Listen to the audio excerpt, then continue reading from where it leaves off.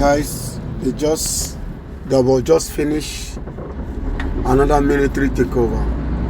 Yes, in Gabon, Africa.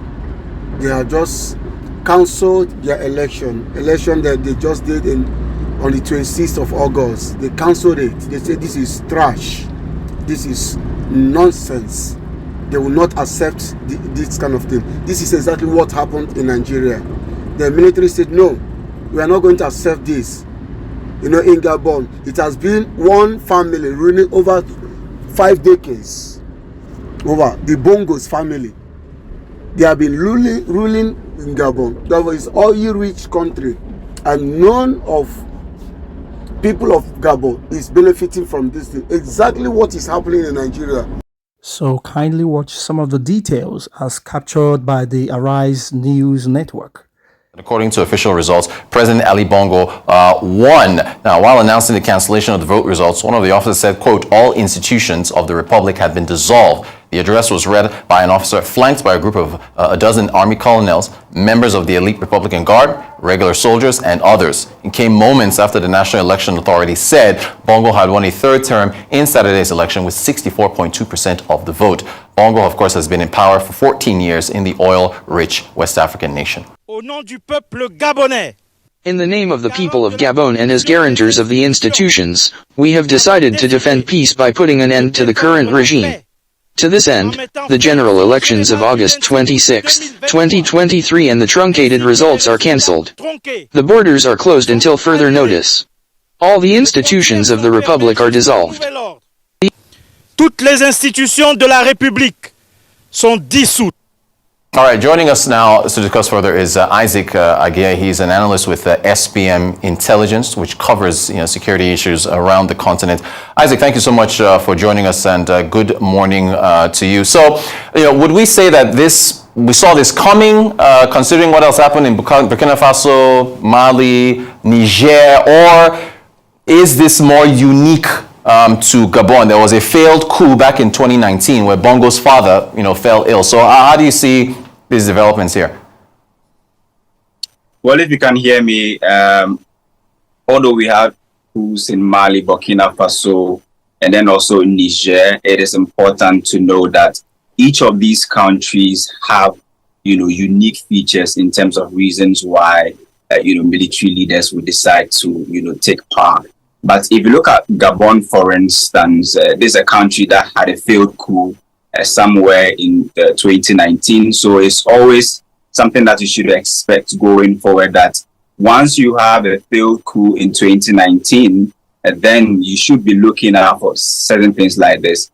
In Niger, Burkina Faso, and Mali, there's, this, complaint about economic challenges. It's the same thing in Gabon, but in Gabon, the baseline factor here is that, military leaders and sections of the people are not happy with the outcome of the just ended, general election, where they have actually termed it as an election that was not transparent, an election that lacked international observation, an election that, internet was actually cut, power, and all of those things. So, although we've had, coups across the sub-Saharan African region, 8 of them since 2020. It is always important to note that what is happening in Niger is a bit unique, it's a bit different, because it's a country that just went to the polls about 48 hours ago. And, just after that, we've seen a coup, and this has been led by senior military, officers. So there's some sort of connection, and the connection is that almost all of these countries that we are talking about are francophone countries. All of them, from Mali to Burkina Faso to Niger to Gabon, are all francophone countries. And that is the dot or the connection that you can draw across these 8 or about 8 coups that have happened in West Africa, West and Central Africa in the past 3 years.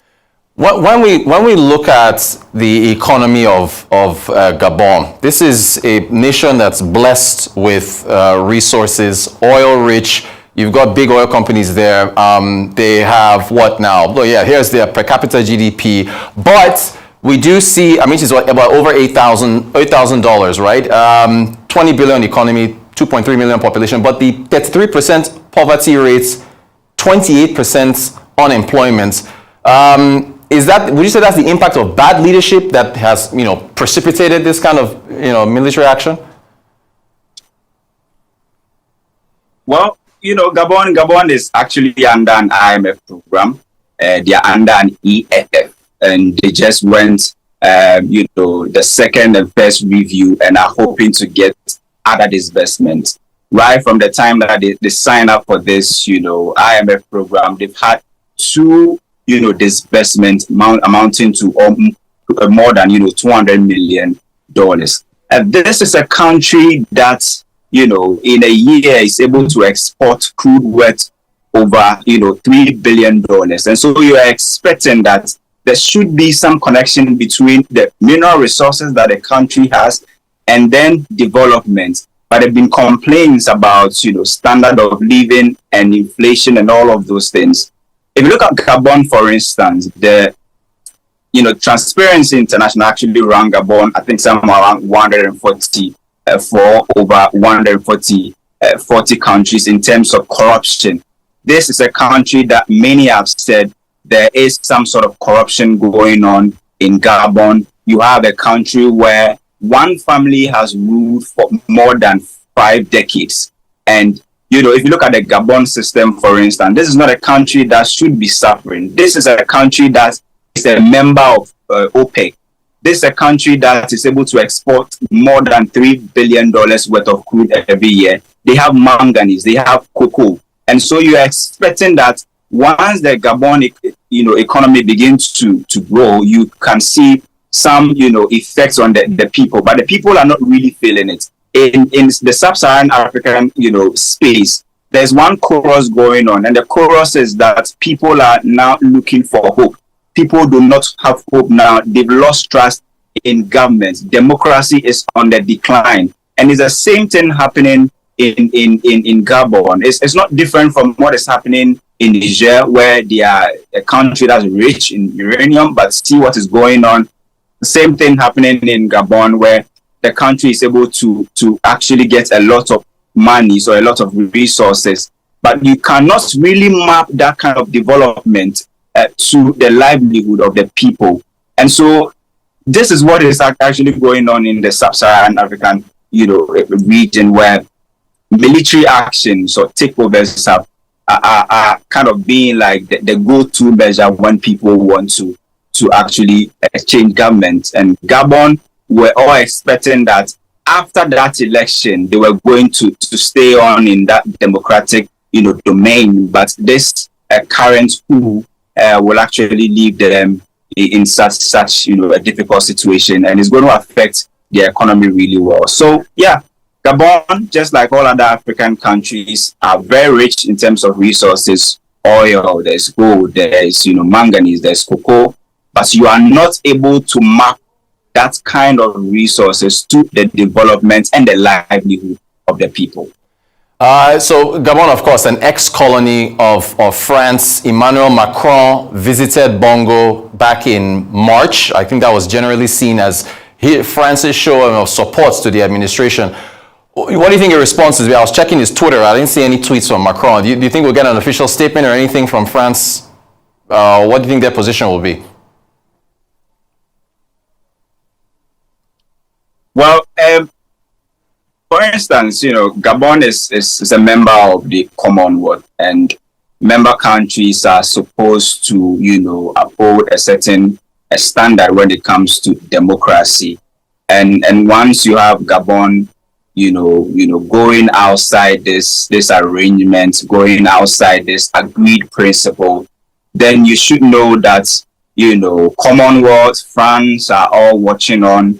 And France, for instance, they are losing their grip in terms of the Francophone countries, Gabon being the latest Francophone country to actually use military, intervention to say we do not want the current government anymore. But currently, this is a developing story, and we know that, for instance, if this continues, it's going to depend on the actions that the military are going to take. Are they going to take that ensuring position that the military forces in Niger have taken. They are saying that this is something that has been inspired by the entire, military forces in Gabon. So, for instance, in Niger, they've actually come out that they are going to, do a transition, process in the next, I think, 6 months or so. Is it going to be the same in Gabon? Is it going to be extended? Is the military going to revert back to democratic rule in the shortest possible time? If this is extended, if this is likened to what is happening in Niger, then we are probably going to see sanctions. We are probably going to see Commonwealth and other countries that have stakes in Gabon, for instance, like France, all coming out with different sanctions. But this is a country that's, if you sample 3 people, almost, I think, 1 person is actually poor, and they are not really able to map the kind of resources that they have to their livelihood. And so let's wait and see. But the baseline factor is that this is something that's going across the West African and the Central African Republic, sub-region. And although there will be some sort of geopolitical background to this whole development, it's still a fresh and developing story, and we are probably not privy to the whole information, and it's still developing. And so we are actually looking at the military and what they are going to do in the next 3 to 4 weeks, if they are going to revert back to democratic rule, or are going to take an entrenched position like what we are seeing in Niger and then Burkina Faso. Isaac, we're out of time, so I only have just one answer from you. With a map looking at the history of coups on the African continent since 1952, is the sub-Saharan region officially unstable? Quick answer, yes or no? Sub-Saharan region officially unstable. Quick answer, yes or no? Well, it will be very, very difficult to say the sub-Saharan African region is currently unstable. All these countries that have actually had coups are countries with different dynamics. And, it's also important to note that if the military decide to come into the scene, they come with different how do you call it, reasons, and it's the differences or the reasons are different across the sub-Saharan African region. For instance, in Ghana sits between Ivory Coast, Togo, and then Burkina Faso. We've had Burkina Faso had about 2 coups. We've also had Togo had a failed coup. In Ivory Coast, there's some sort of